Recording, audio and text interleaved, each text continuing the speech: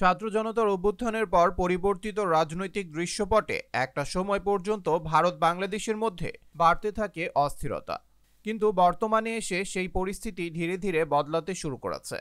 ঢাকার সাথে যখন ইসলামাবাদের সম্পর্ক বাড়ছে, তখন ভারতের তরফ থেকেও সম্পর্ক উন্নয়নে জোর দেওয়া হচ্ছে। তবে কি শেখ হাসিনাকে ফেরত দিবে ভারত? ঢাকা দিল্লির সম্পর্কের ইতিবাচক পরিবর্তনের হাওয়া আশাব্যঞ্জক মোড় নিচ্ছে, যদিও অনেকের শঙ্কা বাংলাদেশে ভারত বিরোধী মানসিকতা বেড়ে যাওয়ার কারণে এবং শেখ হাসিনা ইস্যুতে দক্ষিণ এশিয়ার দুই প্রতিবেশী দেশের মধ্যে সম্পর্কের আরও অবনতি ঘটতে পারে। কিন্তু পররাষ্ট্র সচিব পর্যায়ের বৈঠক সহ সাম্প্রতিক কূটনৈতিক আদান প্রদান নতুন সম্পর্ক তৈরির আভাস দিচ্ছে। পাশাপাশি বিরোধের জায়গাগুলো মীমাংসার ক্ষেত্রেও ইতিবাচক ধারণা পাওয়া যাচ্ছে।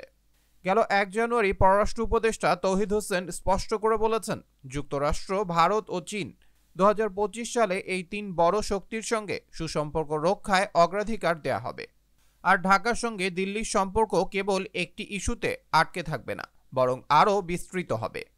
কিন্তু ক্ষমতাচ্যুত প্রধানমন্ত্রী শেখ হাসিনাকে প্রত্যর্পণের বিষয়টির সুরাহা না হলে ভারত বাংলাদেশের সম্পর্ক কিভাবে এগিয়ে যাবে তা নিয়ে অনেকের মধ্যেই প্রশ্ন দেখা দিয়েছে।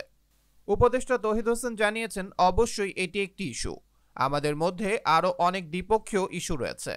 তৌহিদ হোসেন বলেন, শেখ হাসিনাকে প্রত্যর্পণের অনুরোধে ভারত সাড়া দেবে বলে আশা করছে বাংলাদেশ। যদি ভারত তাতে কোনো জবাব না দেয়, তাহলে একটি নির্দিষ্ট সময় পরে দেশটিকে স্মরণ করিয়ে দেয়া হবে বলেও জানান তিনি।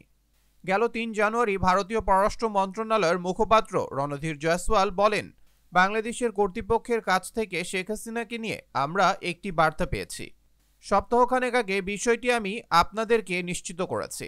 এই মুহূর্তে এর বাইরে আর কিছু বলতে পারছি না। এর আগে ভারতীয় পররাষ্ট্র সচিব বিক্রম মিশ্রির ঢাকা সফরকালে বাংলাদেশের সঙ্গে সম্পর্ক লালনে নিজেদের অভিমুখের কথা জানিয়ে দিয়েছেন তিনি। এতে গণতান্ত্রিক, স্থিতিশীল, শান্তিপূর্ণ, অগ্রসর ও অন্তর্ভুক্তিমূলক বাংলাদেশের প্রতি সমর্থনের প্রতি জোর দেওয়া হয়েছে।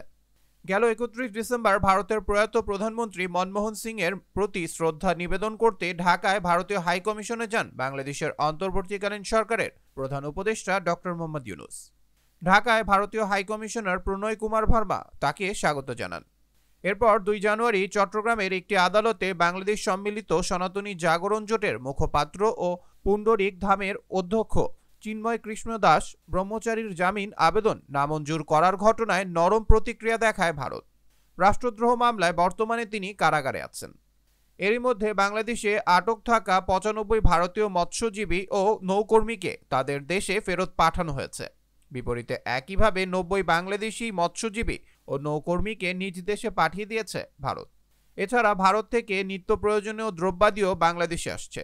গেল ডিসেম্বর 24,690 মেট্রিক টন সিদ্ধ চালের একটি চালান ভারত থেকে চট্টগ্রাম বন্দরে পৌঁছেছে।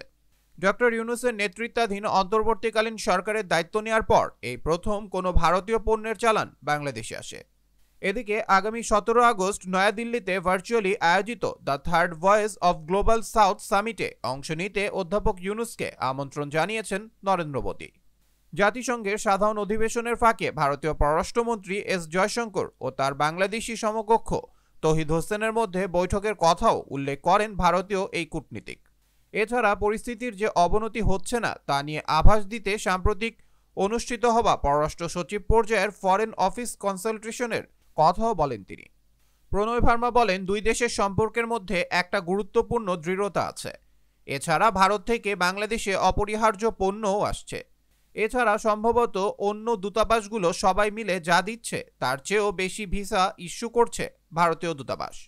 তবে রাজনৈতিক বিশ্লেষকরা বলছেন, ভারত শেখ হাসিনাকে ফেরত না দিলে দুদেশের সম্পর্ক স্বাভাবিক হওয়াটা বেশ কঠিন হয়ে পড়বে। আবরার আহমেদ মাহি, দেশ দেশান্তর।